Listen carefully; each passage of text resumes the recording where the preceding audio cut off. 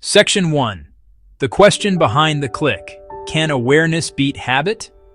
Can awareness beat habit? I decided to try something that felt both small and impossibly hard. For 30 days, I would make no impulse purchases. This meant no more quick, unthinking buys online that seemed to materialize out of a late-night scroll. No more adding a little something to my cart just because I felt sad. No more adding a little something to my cart just because I felt bored. No more adding a little something to my cart just because I was particularly tired after a long day. My real goal wasn't just to save a few dollars. It was to understand the hidden mechanics behind my own shopping habits. I wanted to pull back the curtain on the why that drove me to click buy now without a second thought. I wanted to see if I could consciously, deliberately, change a pattern that felt so automatic. This experiment matters for a reason that goes far deeper than a bank statement. Impulse buying, at its core, is rarely about the money or the object itself. It is a transaction of feeling. We buy to momentarily feel better. We buy to soothe an unnamed ache. We buy to fill a void that has nothing to do with material possessions. We shop when we feel lonely. We shop when we are exhausted. We shop when we're simply seeking a tiny spark of excitement in an otherwise mundane day. Understanding this fundamental truth changes the entire equation. The question I carried into this challenge was beautifully simple. Can a month of focused awareness truly overpower a lifetime of ingrained habit? Or anything I added to a cart because of an immediate emotional trigger rather than a pre-identified need? The world, I quickly learned, is filled with these triggers. Targeted ads that seem to read my mind. Flashing sale banners that create a false sense of urgency. And even a friend's casual social media post. That pleasure is a short, potent burst of the neurotransmitter dopamine. A reward signal that often fades, leaving a quiet residue of regret in its wake. Our brains are, in many ways, wired for this exact behavior. We are built with a strong preference for immediate gratification over long-term reward. Present bias. Our minds hate to wait. Furthermore, we tell ourselves small, convenient lies to justify these actions. Mental accounting. We might think, it's only $5, effectively splitting our money into small, less significant mental pots.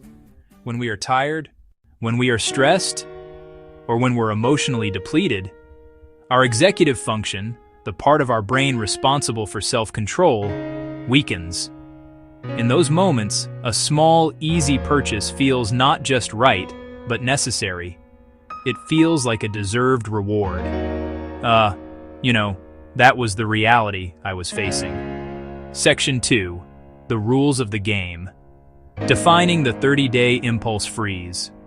With a clearer understanding of the psychological forces at play, I knew I needed a firm set of rules to guide my 30-day experiment. Ambiguity would be my enemy, as it would provide loopholes for my old habits to exploit. The first and most important rule was absolute. No unplanned purchases.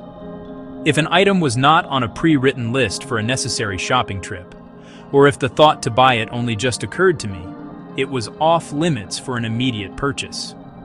This rule was the foundation upon which the entire challenge would be built, forcing a deliberate pause between the desire and the action. The second rule was what I called the cool-off period. For any non-essential item I wanted to buy, I had to enforce a mandatory 24-hour waiting period. This was designed to directly combat the dopamine-driven immediacy of impulse buys.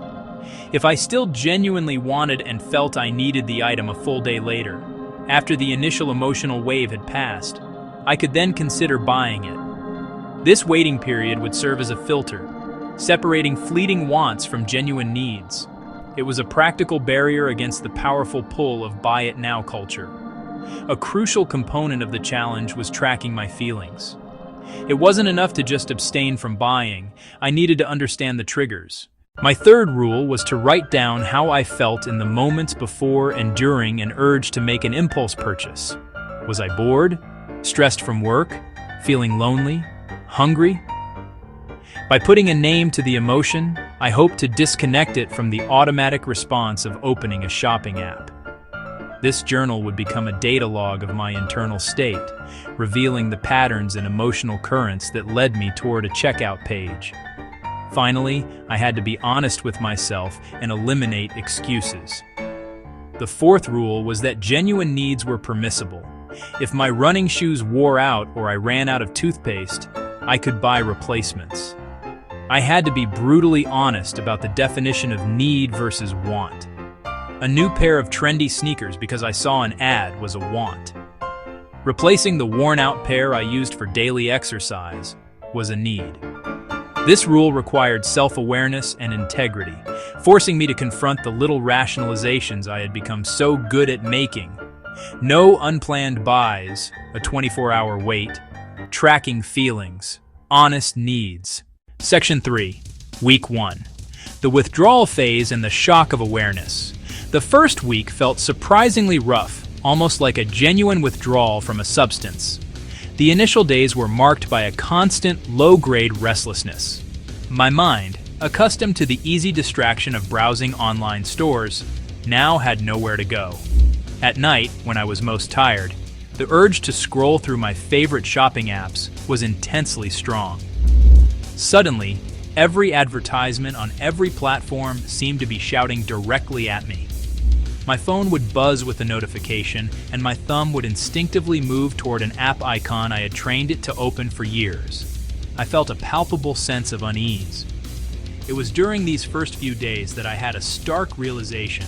Shopping had become a primary coping mechanism for me.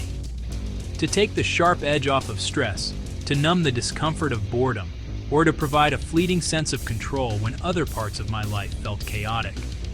Without that easy escape, I was forced to sit with the feelings themselves. The stress felt more pronounced, the boredom more acute. The quiet moments that I used to fill with browsing now felt empty and loud. This initial discomfort was a clear sign that the habit ran deeper than I had ever admitted to myself. By the end of the first week, my notebook was filled with observations. I documented the specific times the urges hit hardest.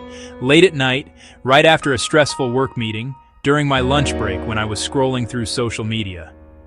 I saw a direct correlation between seeing a friend's post about a new gadget and my own immediate desire to look it up. The awareness was jarring. I had never consciously registered how many small prompts to buy I encountered in a single day. It was a constant, subtle bombardment that I had been completely oblivious to.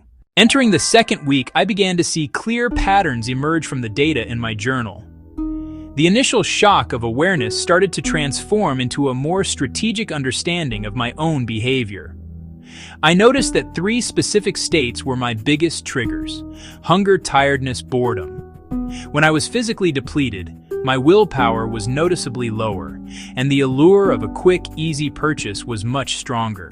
Social media acted as a powerful accelerant, Instagram, TikTok turning a moment of simple boredom into a full-blown craving for something new. Once I could name these triggers as they happened, their power over me began to diminish. The simple act of acknowledgement was transformative. When I felt the urge to scroll through a store, I would pause and ask myself, what am I really feeling right now? More often than not, the answer was, I'm tired, I'm bored. Instead of reaching for my phone, I started prescribing a different solution. If I was tired, I would step away from my screen for 5 minutes. If I was bored, I would listen to a short podcast, read a chapter in a book. The 24-hour rule continued to be a powerful tool. Nearly 90% of the wants I logged simply evaporated by the next day. This growing sense of control was incredibly empowering. Week 3 marked a significant turning point in the experiment. The process started to feel less like a constant battle and more like a new, natural rhythm. My brain, no longer receiving its usual dopamine hits from shopping, began to find satisfaction in alternative activities. I started actively replacing the old habit with new, small habits. Instead of a lunchtime scroll, I would take a 10-minute walk outside. Instead of a late-night browse, I would write a few sentences in my journal, do a 5-minute language lesson on my phone. These small wins started to compound. The most surprising shift was that my brain began to categorize the act of not buying as a reward in itself. Each time I successfully navigated an urge, I felt a small surge of pride. Checking my bank account, seeing the balance higher than it normally would be, also served as positive reinforcement. The constant mental chatter about what to buy next began to quiet down. My mind felt lighter, less cluttered with an endless list of potential purchases. It was as if a low-level hum of consumerist anxiety I hadn't even known was there had finally been turned off. The focus was shifting from what I lacked to what I already had.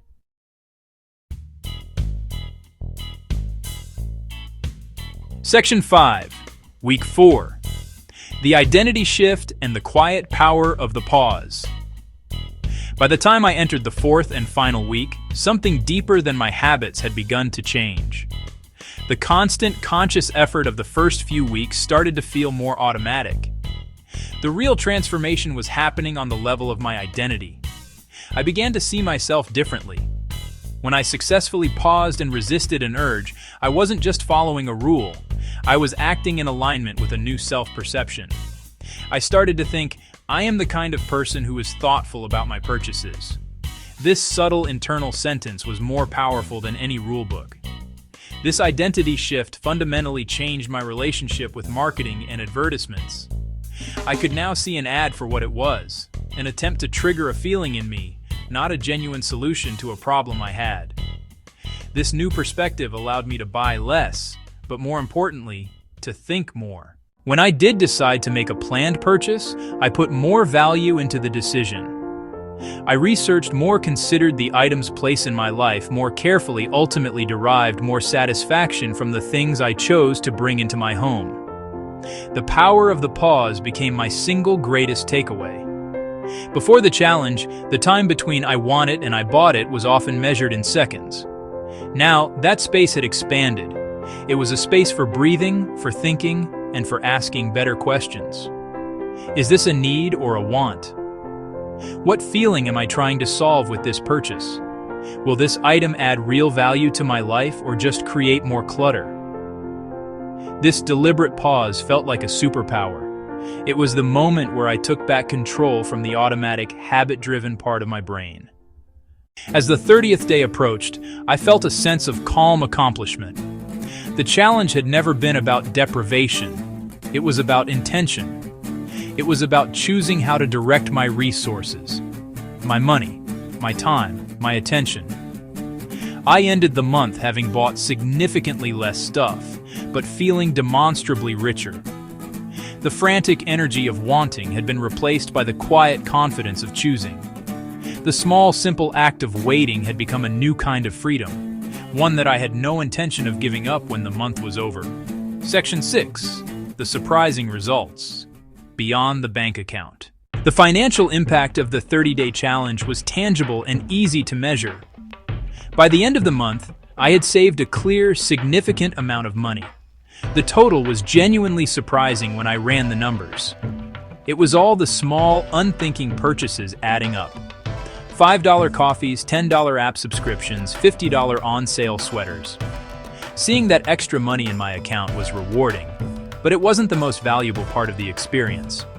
The real win was a reduction in buyer's remorse and a greater sense of financial peace. The most profound results were psychological. My baseline anxiety around money decreased noticeably. The constant low-grade stress of wanting things, managing credit card bills, and dealing with clutter from past impulse buys had lifted. I discovered a newfound sense of control over my choices, which seeped into other areas of life. My attention span improved. I felt more patient and less reactive. Small daily decisions became easier. I resisted other temptations, endlessly scrolling news feeds, reaching for unhealthy snacks. Many things I thought I needed simply faded when I had to wait. The desire was fleeting, often manufactured by a momentary feeling or a clever ad. Waiting felt like deprivation at first, but it soon felt like power, the power to choose, not just react. I saw clearly that my impulse buys were often emotional avoidance. They helped me escape feelings of inadequacy, boredom, or stress. When I built healthier ways to cope, the urge to shop dissolved. True discipline didn't confine me. It liberated me. By setting a strict boundary, I gained more freedom. I was no longer a slave to whims and marketing. I was free to spend in alignment with my values. Free from clutter, free from the quiet guilt after an impulsive click. The discipline of the challenge created space for more intentional living, far more valuable than any item I could have bought. Section 7. Your turn. Practical tools for reclaiming your choices. The final insight that has stayed with me long after the 30 days concluded is this. You do not fix a habit like impulse buying with a budget alone. Budgets are logical tools. Impulse buying is an emotional act. Lasting change doesn't come from tracking spreadsheets. It comes from redesigning your environment and reframing your identity. Change the cues that trigger the habit. Change the story you tell yourself. See yourself as someone who is intentional, or someone who waits. Your behavior naturally begins to follow. The habit doesn't have to be fought. It simply fades. If you're inspired, here are the most effective tools that helped me succeed. First, the 24-hour rule, or a 72-hour rule for larger purchases. Create a cool-off list on paper or in a notes app instead of an online wish list. Writing it down separates you from one-click buying. Second, create friction. Remove saved credit cards from apps and websites. Having to find your wallet and type the number creates a pause. Third, manage your digital environment aggressively. Turn off shopping app notifications. Unsubscribe from tempting marketing emails. Be ruthless. Every notification is a tiny crack in your willpower. Fourth, when the urge hits, grab a notebook instead of your card. Write the item down, and write the emotion you feel in that moment. Bored, stressed, happy, feeling insecure?